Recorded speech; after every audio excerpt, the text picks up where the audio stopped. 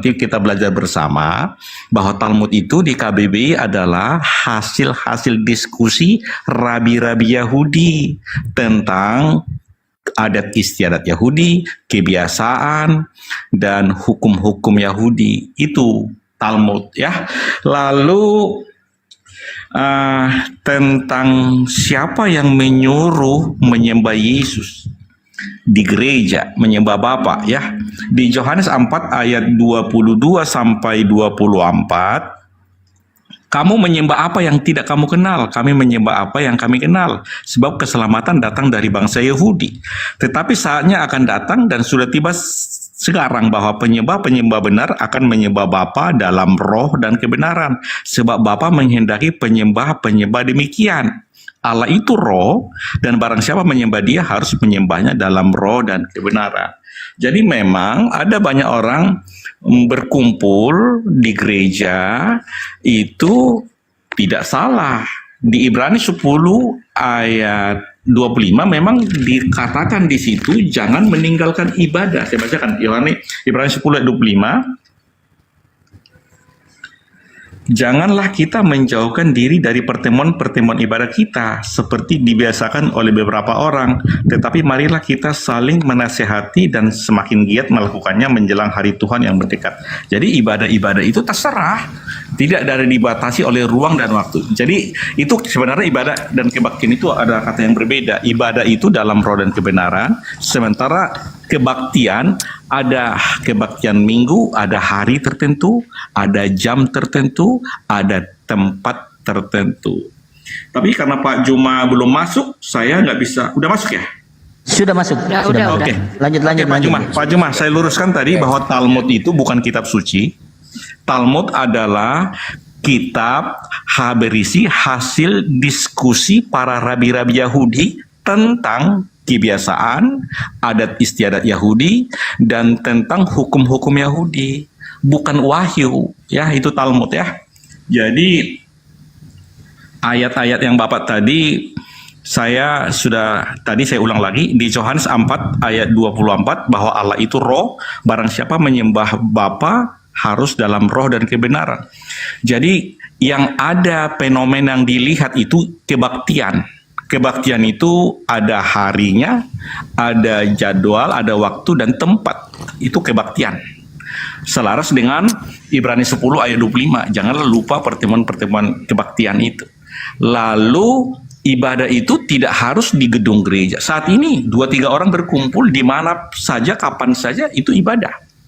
Jadi di Yohanes 4 ayat 34 Yesus mengatakan, makananku ialah melakukan kehendak Bapa dan menyelesaikan pekerjaannya.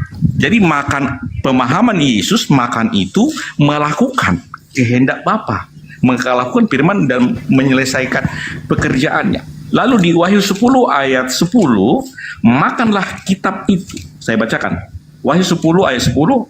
Lalu aku mengambil kitab itu dari tangan malaikat itu dan memakannya. Di dalam mulutku, ia terasa manis seperti madu, tetapi sesudah aku memakannya, perutku menjadi pahit rasanya. Ayat 11, maka ia berkata kepadaku, engkau harus bernubuat lagi kepada banyak bangsa dan kaum dan bahasa dan raja. Artinya, setelah memakan kitab itu, setelah mengerti kitab itu, maka disuruhlah bernubuat lagi. Bernubuat di sini menyampaikan apa yang dimakan tadi, apa yang dimengerti tadi. Kalau sudah mengerti, maka harus melakukan. Kalau sudah dilakukan, maka ajarlah mereka melakukan. Selaras dengan Matius 28 ayat 20, ajarlah mereka melakukan apa yang aku perintahkan kepadamu, dan ketahuilah, aku senantiasa menyertai kamu sampai akhir zaman. Jadi kalau seseorang diperintahkan memakan kitab itu,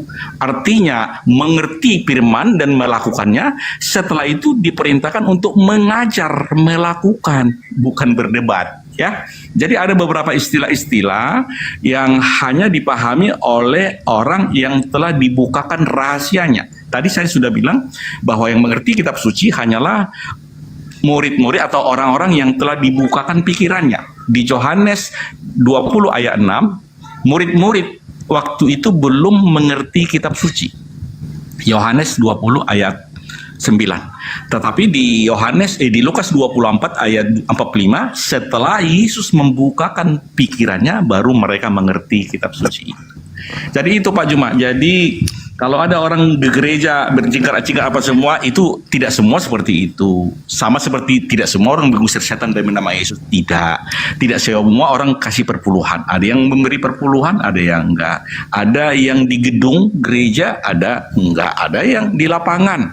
Ya, karena tidak memiliki ruang ibadah di lapangan-lapangan. Ada juga di rumah-rumah. Tidak masalah. Itu bebas Pak. Demikian Pak. Yang penting Talmud tadi itu bukan wahyu ya. Itu hanya hasil diskusi rabi-rabi Yahudi, bukan wahyu dari Tuhan. Silakan Pak Juma. Oke, baik.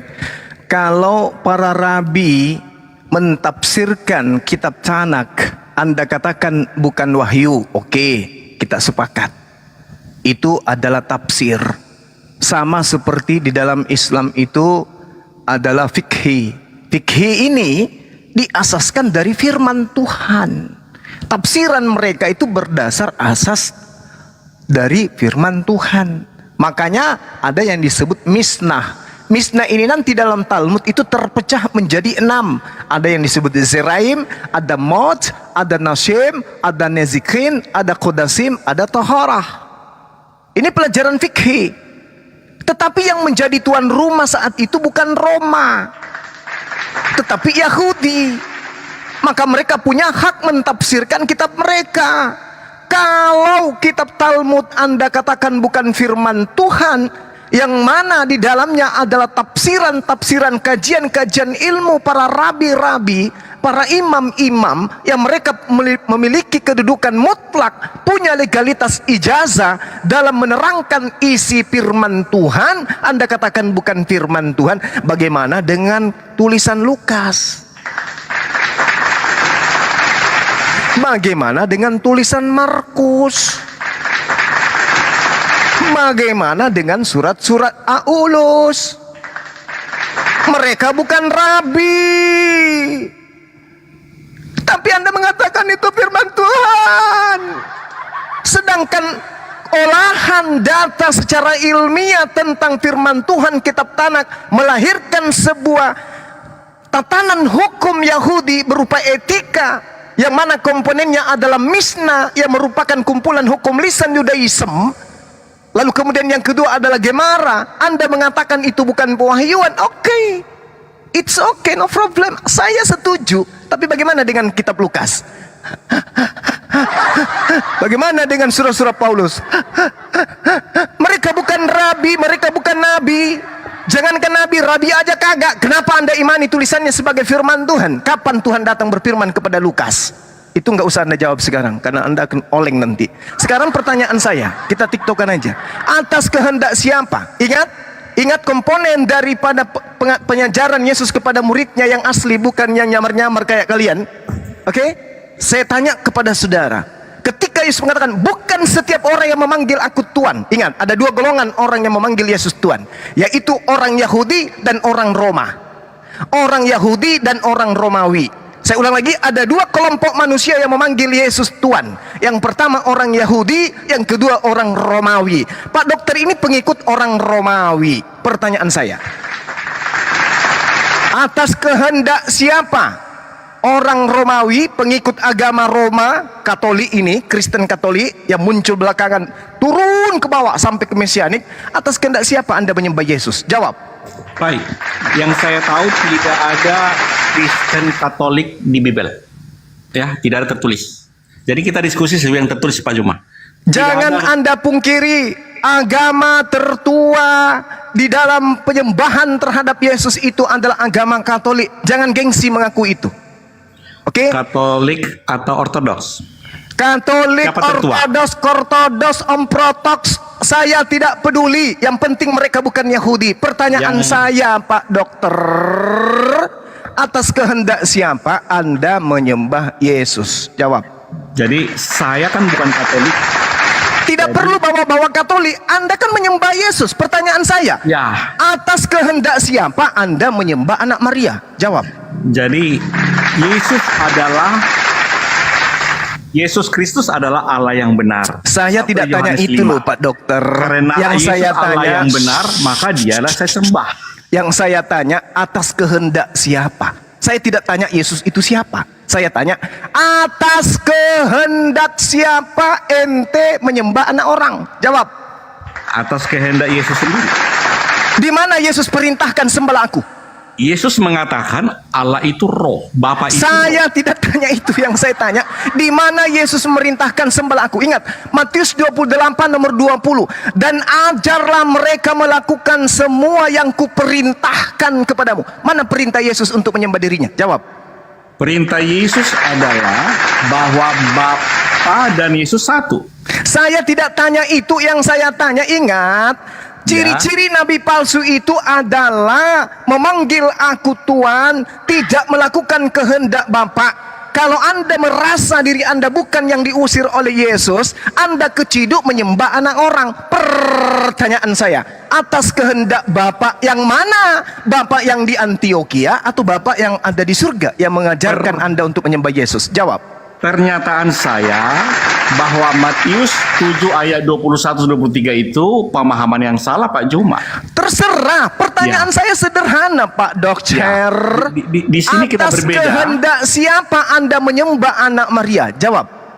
Anak Maria itu adalah Allah yang benar. Saya tidak tanya siapa anak Maria itu. Yang saya tanya Yesus. atas kehendak. Anda ngerti tidak? Atas kehendak siapa? Atas kemauan siapa? Sampai-sampai Anda yang bertitel dokter mau-maunya menyembah manusia. Atas kehendak siapa itu? Ya kehendak Tuhan. Dia Di mengaku mana bahwa dia Tuhan? Tuhan. Di mana Tuhan Wahyu Elohim 1, memerintahkan Wahyu 1 kemudian ayat untuk 8, menyembah Yesus makhluknya, Kristus ciptaannya, yang Maha utusannya, anaknya? Tunjukkan dalilnya. Wahyu 1 ayat 8, Yesus Kristus adalah yang maha kuasa. Saya tidak tanya itu Yesus itu siapa. Kalau Yesus adalah Saya yang maha tidak kuasa, tanya Yesus itu siapa sebentar. dan bagaimana. Yang saya tanya atas keinginan siapa, atas kehendak siapa. Karena Yesus menjadikan sayembara buah-buah nabi palsu itu tidak melakukan kehendak Bapa yang ada di langit. Pertanyaan saya, atas kehendak siapa Anda menyembah anak orang?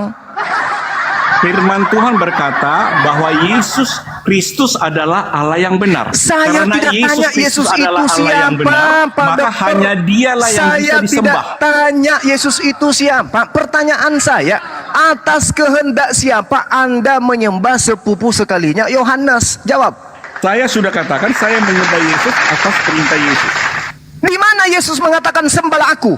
Saya sudah katakan Yesus adalah Allah yang benar. Saya tidak tanya Yesus itu siapa. Karena Yang saya Yesus tanya adalah di Allah mana yang dan benar. siapa yang mengajarkan Anda Karena menyembah Yesus sepupunya adalah Yohanes? Allah yang benar, Yesus adalah satu-satunya Allah yang benar. Saya maka tidak dialah yang tanya saya Yesus sembah. itu siapa.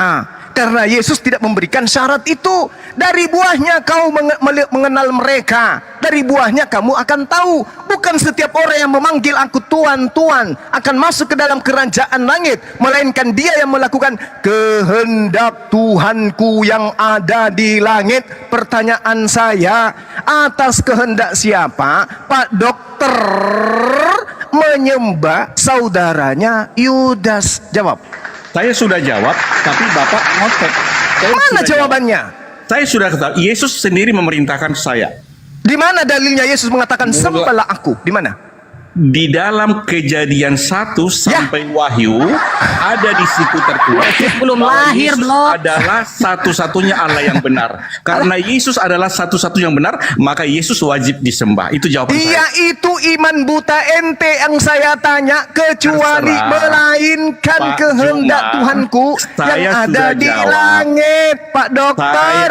Langit Pertanyaan itu saya, mana perintahnya, baik itu dari Elohim atau dari Yesus, agar orang Romawi mengajarkan menyembah sepupunya atau saudaranya Yakobus? Silakan. Saya sudah jawab. Cuma Pak Juma nggak ngerti. Saya sudah Mana bilang. jawaban ente Saya lari sudah kemana-mana? bilang, Jadi dalam sembahlah. kitab Kejadian 1 sampai kitab Wahyu, ini jawaban Allah. orang keteteran. Allah itu roh. Allah itu roh. Saya Maka tidak peduli menyembah dalam anaknya roh dan Maria itu kebenaran. bukan roh. Anaknya Yesus Maria itu- itu daging, Pak Dokter. Yang saya Ya, tanya, itu atas waktu kehendak turun. siapa? Atas Saya- kehendak siapa? saya sudah jawab. Anda Jawaban saya belum menyembah saya anak jawab. tirinya Sudah Bapak Yusuf. potong. Oke, boleh saya jawab tanpa dipotong? Anda menjawabnya ngolor ngidul. Yang saya Belum tanya, selesai, dengarkan aku pertanyaan jawab. saya. Dengarkan. Siap. Atas kehendak siapa Anda menyembah anak tirinya Yusuf?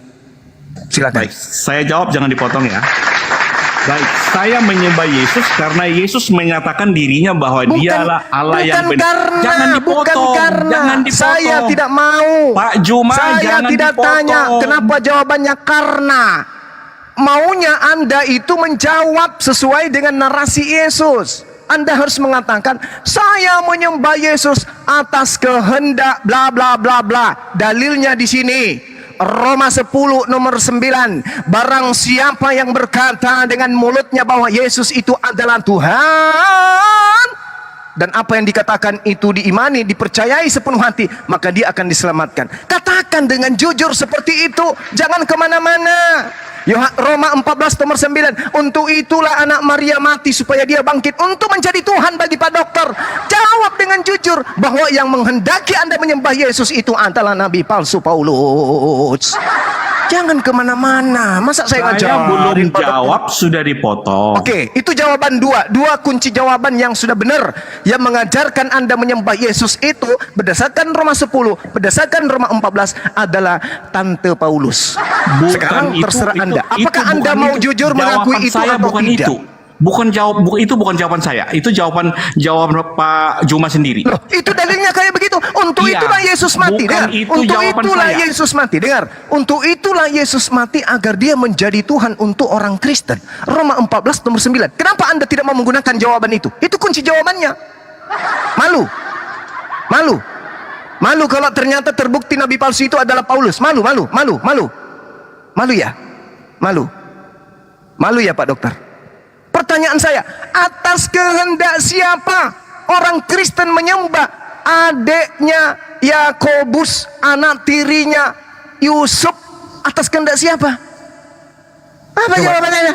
Hah? Belum marah dia. Kabur guru dah. Hah? Kabur. Waduh, gua belum dapat bagian. Tantang Fokus petenteng ke sana sana. kemari.